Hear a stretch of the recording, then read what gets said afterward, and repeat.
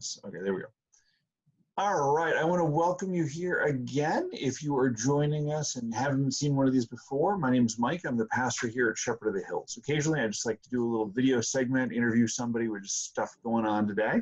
Today, I've got a very special guest. I've got Jeff Drake, our congregational president. So I want to just start out. Jeff, tell us a little bit about yourself. How long have you been part of Shepherd of the Hills? Actually, I started attending Shepherd of the Hills when I met my now wife, Pam Drake. She used to go by Pam Banzinski. She grew up at Shepherd of the Hills. So when we started dating in college, probably would have been 1999, 2000, something like that. I started, visiting with her once in a while. And then we got married in 2002, and we got married at Shepherd of the Hills, and been Wonderful. Part of the family Shepherd of the Hills ever since. Took a while to actually become a member. I kind of thought we were, you get married, you kind of become a member, but obviously it doesn't work that way. And so you guys are usually 10:30 people, is that right? Yeah, we normally attend the 10:30 service. Kind of works easier with our schedules. And how long have you been on church council now? This is my third year on council, second year as church president.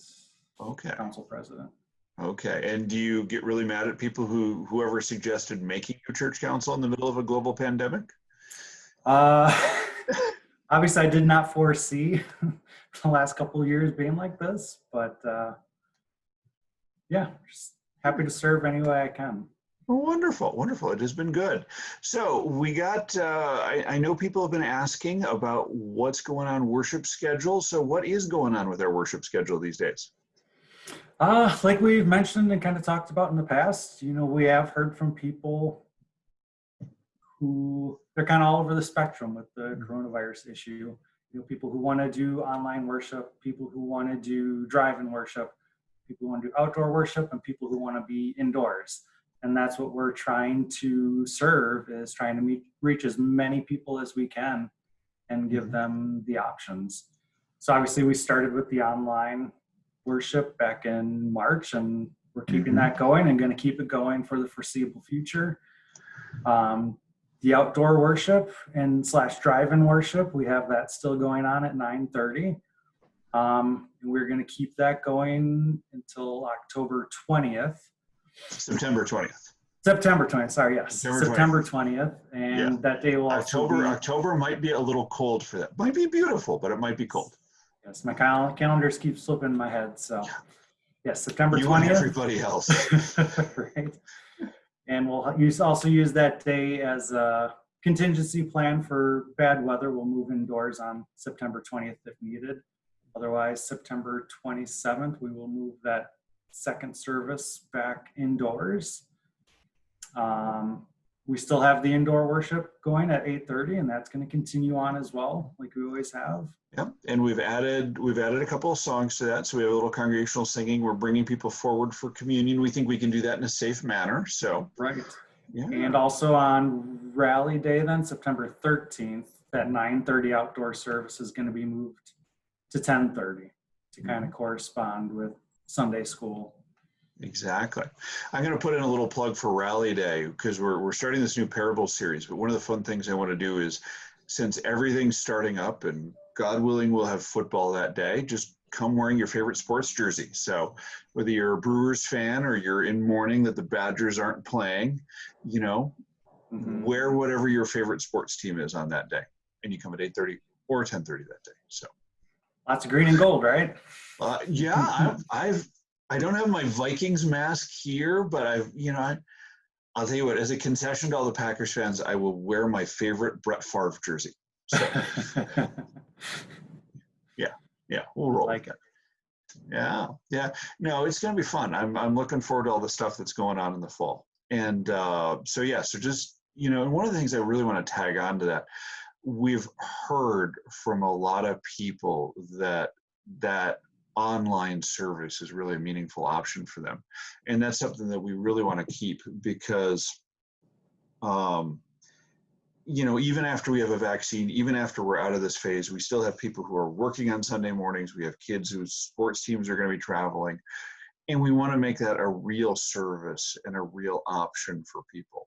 It is just fascinating how that culture has changed. And I talked about that a little bit in the sermon on Sunday, 2 weeks ago, about, you know, that counts. That's a real service for people. We might not be gathered, but it is important to remember that that matters for us. So, yeah. Am I missing anything else on the worship stuff? Was there other stuff that we needed to talk about with that, or will people know about?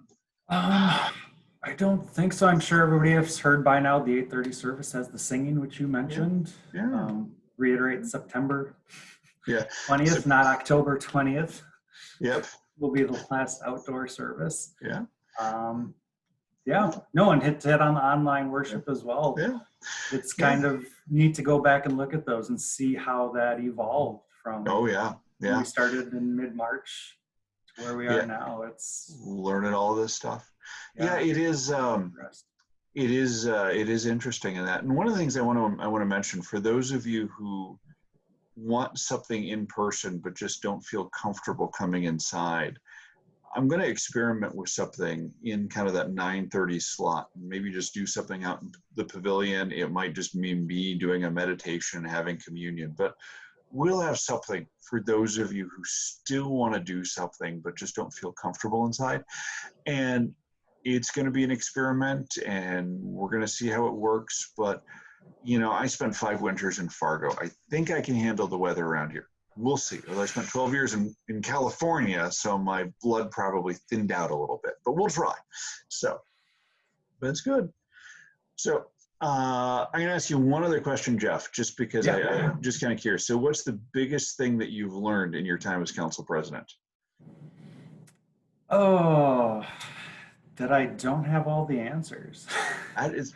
There are so many, I've leaned on a lot of different people over the last couple of years, and I think that's just great having all the people there who have the experience and the knowledge and kind of the resources to help help the church.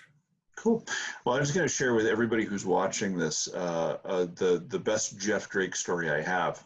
When I was doing the interview process, we were doing a video interview like this, and the call committee was all working hard, and they were asking me all the tough questions, and they said, okay, what questions do you have for us? And I said, okay, I'm asking this as a husband and a father, not as a pastor. I said, I've got a 3rd grader and a 6th grader. Why would I want to come to Shepherd of the Hills? And Jeff, who had been there, but I hadn't seen him on camera, kind of leans in and says, hold on. I got a 3rd grader and a 6th grader. Let me answer this. So he's the one that convinced me to come here. So if you don't like me, blame him. So, all right. So Jeff, I think we covered everything we want to cover. So. Yeah, I think so. Okay, good. It's been great. We will see you guys on Sunday in whatever form you want to join us for worship. We will be praying for you. We pray that Lord continues to bless you, and you guys have a great day.